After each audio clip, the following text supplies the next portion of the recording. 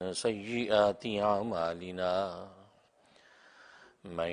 يهده الله فلا مضل له ومن يضلله فلا هادي له ونشهد أن لا إله إلا الله وحده لا شريك له ولا نظير له ولا مثل له ولا مثال له ونشهد أن سيدنا وسندنا وشفينا وشفيع أمرنا وحبيبنا وحبيب ربنا ومولانا محمدا عبده ورسوله أرسله الله إلى كافة للناس بشيرا ونذيرا وداعيا إلى الله بإذنه وسراجا منيرا أما بعد فأعوذ بالله من الشيطان الرجيم بسم الله الرحمن الرحيم وَإِذْ أَخَذْنَا مِيثَاقَ بَنِي إِسْرَائِيلَ لا تعبدون إلا الله وبالوالدين إحسانا وذي القربى واليتامى والمساكين وقولوا للناس حسنا۔ سے حقوق العباد سامنے آتے ہیں کہ بندے اپنے جیسے بندوں کے حق کو پورا کرے۔ کس کا کیا حق ہے؟ اگر خونی رشتے ہیں تو اس کا کیا حق ہے، اگر خونی رشتے نہیں ہیں تو اس کا کیا حق ہے، قریب کے اگر ہیں تو ان کا کیا حق ہے، دور کے اگر ہیں تو ان کا کیا حق ہے۔ تو گویا کہ مخلوق کا مخلوق سے آپس میں رشتہ، اس سے حقوق العباد کے ابواب کھل جاتے ہیں۔ اور حقوق العباد کا خلاصہ خدمت ہے کہ مخلوق اپنے جیسی مخلوق کی خدمت کرے۔ تو گویا کہ ایمان کے دو ہی رکن سامنے آئے، ایک عبادت اور دوسرا خدمت۔ اس لیے کہ عبادت اس لیے کی جاتی ہے کہ اس عبادت کے ذریعے سے العظمت للہ، یہ چونکہ انسان کے اندر ہے اس لیے انسان عبادت کرتا ہے، اور العظمت للہ یہ ایمان کا پہلا رکن ہے۔ اور مخلوق جب دوسری مخلوق کی خدمت کرتی ہے تو یہ الشفقۃ علی خلق اللہ کی بنیاد پر ہے۔ تو گویا کہ مخلوق کی مخلوق پر شفقت سامنے آتی ہے۔ تو گویا کہ العظمت للہ یہ ایمان کا ایک رکن ہے، اور الشفقۃ علی خلق اللہ ایمان کا دوسرا رکن ہے۔ تو ایمان کے دو رکن ہیں، ایک العظمت للہ جس کی بنیاد پر عبادت کرتا ہے، اور ایمان کا دوسرا رکن الشفقۃ علی خلق اللہ ہے کہ جس کی بنیاد پر وہ اپنی جیسی مخلوق کی خدمت کرتا ہے۔ خدمت مال کے ذریعے سے بھی ہو سکتی ہے، خدمت جان کے ذریعے سے بھی ہو سکتی ہے، خدمت اقوال اور قول کے ذریعے سے بھی ہو سکتی ہے۔ گویا کہ انسان کے اقوال، انسان کے افعال، انسان کے اعمال، انسان کے جو احوال، کسی بھی طریقے سے وہ اپنے جیسی مخلوق کی جب خدمت کرتا ہے تو الشفقۃ علی خلق اللہ کا تقاضا پورا ہوتا ہے۔ تو لیکن اگر انسان العظمت للہ تو ہے اور العظمت للہ کی بنیاد پر عبادت تو کرتا ہے، لیکن الشفقۃ علی خلق اللہ نہیں ہے، تو اس کا مطلب ہے کہ اس کا ایمان ناقص ہے۔ اور اگر الشفقۃ علی خلق اللہ تو ہے لیکن العظمت للہ کی بنیاد پر عبادت نہیں ہے، تو بھی کہیں گے کہ اس کا ایمان ناقص ہے۔ اور اگر دونوں نہیں ہیں کہ اس کے پاس العظمت للہ بھی نہیں ہے، اپنے اللہ کو بھی پہچانتا نہیں ہے، مرزوق اپنے رازق کو جانتا نہیں ہے، مخلوق اپنے خالق کو ڈھونڈتی نہیں ہے، اور مملوک اپنے مالک سے بے خبر ہے، تو گویا کہ اس کے پاس العظمت للہ بھی نہیں ہے اور الشفقۃ علی خلق اللہ بھی نہیں ہے کہ اپنے جیسے مخلوق کی خدمت کرے، ان کے حق کو ادا کرے، یہ بھی نہیں ہے، تو پھر تو یہ کورا ہے بالکل۔ اس کے لیے تو کسی قسم کے ایمان کا کوئی عنصر اس کے پاس نہیں ہے۔ لیکن اگر ان میں سے کوئی ایک ہے رکن اور دوسرا نہیں ہے تو اس کا ایمان ناقص ہوگا۔ اور اگر دونوں ارکان اس کے کامل ہیں، یہ العظمت للہ کی بنیاد پر اللہ کی عبادت بھی کرتا ہے اور الشفقۃ علی خلق اللہ کی بنیاد پر اپنے جیسے مخلوق کی خدمت بھی کرتا ہے، تو ہم کہیں گے یہ مومن کامل ہے، اس کا ایمان اللہ تبارک و تعالیٰ کے نزدیک مکمل ہو گیا۔ اور ظاہر ہے کہ جس کا ایمان مکمل ہو گیا اس کی بخشش ہو گئی، اس کے لیے اللہ تبارک و تعالیٰ دنیا میں جنت کا مزہ عطا کر دیتے ہیں اور آخرت میں اس کو جنت ہی عطا کر دیتے ہیں۔ اللہ اکبر، اللہ اکبر۔ تو یہ دو بنیادیں ہیں، اور اسی بنیاد پر پورا دین کا خلاصہ چلتا ہے، اور قرآن کریم نے پورے دین کا خلاصہ انہی دو چیزوں کے اندر بند کیا، اور 1,24,000 کم و بیش انبیاء اکرام علیہم الصلاۃ والسلام جو تشریف لاتے ہیں، وہ یہی ایمان کی دو بنیادیں انسانوں کو بتاتے ہیں کہ اللہ تبارک و تعالیٰ کی عبادت کرو اور اپنے جیسے انسانوں کی خدمت کرو۔ جب یہ دونوں چیزیں تمہاری مکمل ہوں گی تو گویا کہ دنیا کے اندر بھی تمہارے لیے کامیابی کا فیصلہ ہے، اور آخرت کے اندر بھی تمہارے اللہ تبارک و تعالیٰ کی نظر میں سرخرو ہو جاؤ گے۔ لیکن اگر تم نے اللہ کی عبادت کو کی، اللہ کا تو حق ادا کیا، لیکن اپنی ایسی مخلوق کا حق ادا نہیں کیا، تو تم ظالم لکھے جاؤ گے، تم ظلم کرو گے، اور ظالم ظاہر ہے کہ دنیا کے اندر اللہ تبارک و تعالیٰ اس کے اندر سے چین اور سکون کو کھینچ لیتا ہے، اس کو قلبی راحت سے محروم کر دیتا ہے، دنیا کے اندر گویا کہ وہ جہنم کی سی زندگی گزارتا ہے، اور آخرت میں اللہ تبارک و تعالیٰ اس کو جہنم ہی کے سپرد کر دیتے ہیں۔ تو دیکھیے یہ دو چیزیں، اور انبیاء کرام علیہ الصلوۃ والسلام یہی سبق دیتے ہیں، یہاں تک کہ زمین پر رینگنے والے چونٹی کا بھی حق بتاتے ہیں، فضاؤں میں اڑنے والے پرندے کا بھی حق بتاتے ہیں، جنگل میں رہنے والے درندوں کا بھی حق بتاتے ہیں، وحشی جانوروں کا بھی حق بتاتے ہیں، اونٹ جس پر سواری انسان کرتا ہے اس کے حق سے بھی آگاہ کرتے ہیں کہ اس اونٹ کا حق یہ ہے کہ اس پر اتنا بوجھ نہ لاد کہ اس کو تکلیف پہنچے، اس کو پانی بھی پلا، اس کو دانہ چارہ بھی کھلا، اس کی بھوک اور غذا کا بھی پورا انتظام کر، اور پھر اس کی طاقت کے مطابق اس پر بوجھ لاد۔ طاقت سے زیادہ اگر بوجھ لا دے گا تو گویا کہ تو مخلوق کے حق کو تلف کرے گا، اور مخلوق کے حق کو جب تلف کرے گا تو اللہ تبارک و تعالیٰ کے نزدیک ظالم لکھا جائے گا، اور کل روز قیامت میں تمہیں اس ظلم کا جواب دینا پڑے گا۔ یہاں تک کہ حدیث میں آتا ہے کہ دو شخص اپنے اپنے اونٹوں پر بیٹھ کر آپس میں گفتگو کر رہے ہیں، اونٹ کھڑے ہیں اور دونوں اونٹوں پر بیٹھ کر آپس میں گفتگو کر رہے ہیں۔ سرکار دو عالم صلی اللہ علیہ وسلم پاس سے گزرے، آپ نے جب دیکھا، آپ نے فرمایا کہ لا تتخذوا مراکب الکراسیہ، کہ تم اپنی سواریوں کو کرسیاں نہ بناؤ کہ کرسی بنا کر تم اس اونٹ پر بیٹھے ہو، وہ بھی ایک جاندار ہے، اس کے اندر ایک سانس ہے، اس کے اندر خون دوڑتا ہے، تم اس کی پیٹھ پر بیٹھے ہو، منزل پہ جاتے نہیں ہو، اور اس پر بوجھ بن کر بیٹھ کر آپس میں خوش گپیاں کر رہے ہو۔ فرمایا کہ ان کو کرسیاں نہ بناؤ، اپنی منزل پہ پہنچنا تو منزل پر جاؤ، اگر منزل پہ نہیں جانا تو زمین پر اتر کر آپس میں گفتگو کرو، اس معصوم جانور پر ظلم نہ کرو۔ اب دیکھیے اونٹوں کا بھی حق بتا دیا کہ ان کو کرسیاں بنا کر بیٹھ کے گپے نہ لگاؤ، اس لیے کہ تمہاری اس بوجھ سے ان کو تکلیف ہو رہی ہے۔ تو گویا کہ احادیث میں مثالیں موجود ہیں کہ مخلوق کے حق کو نبی پاک صلی اللہ علیہ وسلم بتایا، بھلے مخلوق جو ہے وہ ملائکہ میں سے ہو، مخلوق حیوانات میں سے ہو، مخلوق زمین پہ کے حشرات میں سے ہو، کسی بھی نوعیت کی مخلوق تھی، سرکار دو عالم صلی اللہ علیہ وسلم نے ہر مخلوق کے حق کو واضح فرما دیا۔ تو گویا کہ یہ دو ہی رشتے، ایک عبادت کا رشتہ اور دوسرا خدمت کا رشتہ، تو یہ دو ہی رشتوں کی بنیادیں آگے چلتی ہیں۔ یہی بنی اسرائیل سے اللہ تبارک و تعالی نے عہد لیا تھا، کیونکہ جب بنی اسرائیل کے احوال کو ذکر کیا تو بنی اسرائیل کی 5 حالتیں ذکر فرمائی، 5 حالتیں ذکر فرمائی۔ پہلی حالت کے تحت 8 نعمتیں ذکر فرمائیں جو بنی اسرائیل پر اللہ تبارک و تعالی نے کی، اس کی تفصیل گزر چکی ہے، اور 2 نقمتیں ذکر فرمائیں۔ نقمت کا مطلب ان کی نحوستیں، نعمت کے مقابلے میں لفظ نقمت ہے، نحوستیں جو انہوں نے دنیا میں ظلم کیا، تو 2 نقمتیں ان کی ذکر فرمائی۔ تو گویا کہ پہلی حالت کے تحت 8 ان کی نعمتیں ذکر فرمائی، اور اس کے بعد 2 نقمتیں ذکر فرمائی، اور پھر دوسری حالت کے تحت ان کی 3 خباستیں ذکر فرمائی کہ اللہ تبارک و تعالی تو ان پر اپنا فضل کر رہے ہیں، اور ان کی حالت یہ کہ ان کی طرف سے خباثت ظاہر ہو رہی ہے۔ تو دوسری حالت کے تحت 3 ان کی خباثت ذکر فرمائی گزشتہ درس میں جس پر گفتگو ہو چکی تھی، اور آج ان کی تیسری حالت ذکر کر رہے ہیں، اور تیسری حالت کے تحت ان کی 2 عہد شکنیاں بیان ہو رہی ہیں۔ 2 عہد شکنیاں بیان ہو رہی ہیں۔ اللہ تبارک و تعالی نے سے عہد لیا،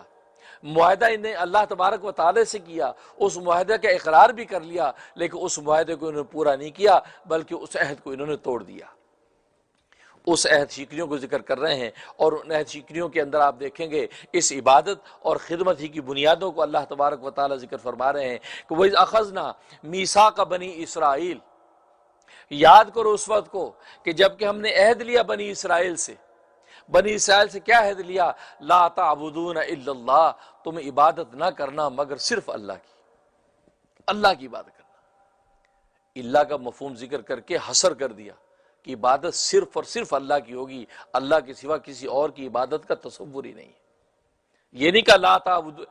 یہ نہیں کہا عبد اللہ، اللہ کی عبادت کرو، نہیں، لا تعبدون الا اللہ، تم عبادت نہ کرنا کسی کی الا اللہ، مگر اللہ کی، یعنی اللہ کے علاوہ کسی اور کی عبادت کا تصور بھی نہیں۔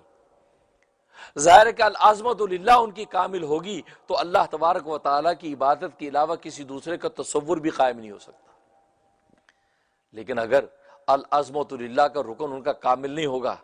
تو اللہ تبارک و تعالیٰ کے علاوہ کسی اور کو بھی عبادت میں شریک کریں گے۔ جب شریک کریں گے تو وہ مشرک کہلائیں گے، جب مشرک ہوں گے تو یہ شرک فی العبادت ہو گیا، گویا کہ اللہ تبارک و تعالیٰ کی تو عبادت کرتے ہی ہیں لیکن اس کے ساتھ انہوں نے کسی دوسرے کو بھی معبود بنا لیا تو لہذا وہ شرک کا شکار ہو گئے اور عبادت کا حق ادا نہیں کیا۔ اس لیے حصر فرمایا لا تعبدون الا اللہ وبالوالدین احسانا، اب وہ رشتے ذکر کرنا شروع کر دیے، اور والدین کے ساتھ حسن سلوک کرو، والدین کے ساتھ حسن سلوک کرو، وذی القربا، اور اپنے عزیز و اقارب کے ساتھ حسن سلوک کرو، والیتاما، اور یتیموں کے ساتھ نیک رویہ رکھو، والمساکین، اور مسکینوں کے ساتھ جو ہے وہ نیک رویہ رکھو۔ اب دیکھیے یہ رشتے ذکر ہو رہے ہیں، سب سے پہلے والدین کا رشتہ ذکر فرمایا وہ بالوالدین احسانا، تو گویا کہ اس کے تحت جو ہے وہ آٹھ جو ہے عہد و پیمان ذکر کیے جا رہے ہیں۔ پہلا عہد کیا لیا کہ لا تعبدون الا اللہ، اللہ کے سوا کسی کی عبادت نہیں، یہ پہلا عہد۔ اور دوسرا عہد وبالوالدین احسانا، والدین کے ساتھ حسن سلوک کرو، وذی القربا، تیسرا عہد کہ عزیز و اقارب کے ساتھ حسن سلوک کرو، والیتاما، چوتھا عہد کہ یتیموں کے ساتھ حسن سلوک کرو، والمساکین، اور یہ پانچواں عہد کہ مسکینوں کے ساتھ حسن سلوک کرو، وقولوا للناس حسنا، اور لوگوں کو اچھی بات کہو۔ یہ تو وہ رشتے ہیں جن کے ساتھ حسن سلوک، اور عام جو لوگ ہیں ذرا کہ عام لوگوں کے بھی ایک تعلق و رشتہ ہے، جیسے میں بتایا کہ دور کے بھی رشتے اور تعلق، قریب کے رشتے اور تعلق، اور فرمایا کہ لوگوں کے ساتھ اچھی بات کرو، اپنے اقوال کے ذریعے سے ان کو راحت پہنچاؤ، اپنے قول اور بات کے ذریعے سے بھی ان کو ایذا نہ پہنچاؤ۔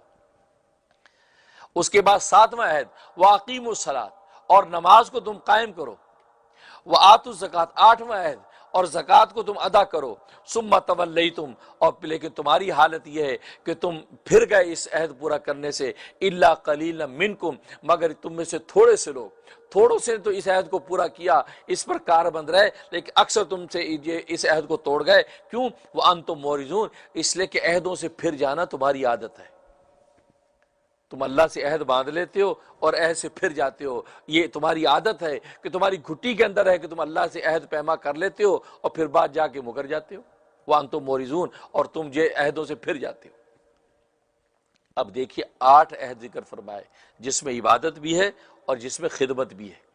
اور عبادت میں سب سے پہلے اللہ تبارک و تعالی حق ذکر فرمایا اپنا کہ اللہ کی عبادت کرو اور اللہ کے سوا کسی کی عبادت نہیں۔ اس کے بعد وبالوالدین احسانا، اللہ نے اپنی ذات کے بعد والدین کو ذکر فرمایا۔ کیوں؟ اس کی وجہ یہ ہے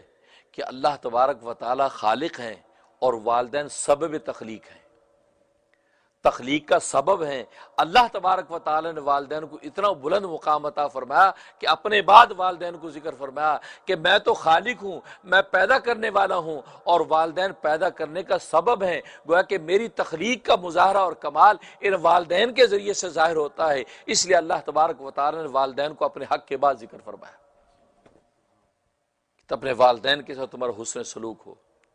اور ظاہر ہے کہ دوسرے مقامات پہ یہاں تک فرمایا کہ ولا تقل لہما اف، اف بھی ان کو نہ کہو، اف، حالانکہ اف ایک ایسا کلمہ ہے کہ معمولی سے انسان کی جھنجھلاہٹ کو ظاہر فرماتا ہے، لیکن فرمایا کہ اف بھی کہنے کی تمہیں کی اجازت نہیں ہے کہ والدین تمہیں ایک کام کہے اور تم اف، مطلب کیا کہہ دیا، گویا کہ انکار نہیں کیا حکم سے، لیکن اف کہہ کے اپنی جھنجھلاہٹ کو ذکر فرمایا۔ اللہ تبارک و تعالیٰ فرماتے تمہیں اف کہنے کی بھی اجازت نہیں۔ جب اف کہنے کی اجازت نہیں ہے اس سے اوپر کی کہاں اجازت، تم قول سے کوئی گالی گلوچ کرو، اب اپنے فعل سے ان کو ایذا دو، اپنے حال سے ایذا دو، یہ تو اس کا تو تصور ہی کیا نہیں جا سکتا، یہاں تک کہ تمہیں اف تک سے منع کر دیا۔ اس لیے فرمایا، اور اس لیے قرآن کریم فرمایا کہ تم ان کے سامنے ایسے تابعدار ہو کے کھڑے ہوا کرو جیسے ایک غلام آقا کے سامنے کھڑا ہوتا ہے، اپنے ہاتھوں کو اپنے کندھوں کو یوں گرا دو، ایسے تابعدار ہو کر ماں باپ کے سامنے کھڑے ہو۔ قرآن نے اس کیفیت کو بھی ذکر فرمایا، تو وہ اتنا بڑا حق جو ہے والدین کا متعین کر دیا، اس لیے فرمایا وَبِالْوَالِدَيْنِ احسانا، والدین کے ساتھ حسن سلوک کرو۔ وَذِي الْقُرْبَى، فرمایا کہ عزیز و اقارب، ظاہر ہے کہ جن کے ساتھ آپ کے خونی رشتے ہیں، آپ کے سسرالی رشتے ہیں، آپ کے نسبی رشتے ہیں، ان رشتوں کو مقدم کر دیا کہ عزیز و اقارب کے ساتھ تمہارا رشتہ ہو، اس لیے کہ عزیز و اقارب جن کے ساتھ آپ کے خونی رشتے ہیں ان کے ساتھ تمہیں صلہ رحمی کا حکم ہے، صلہ رحمی کا،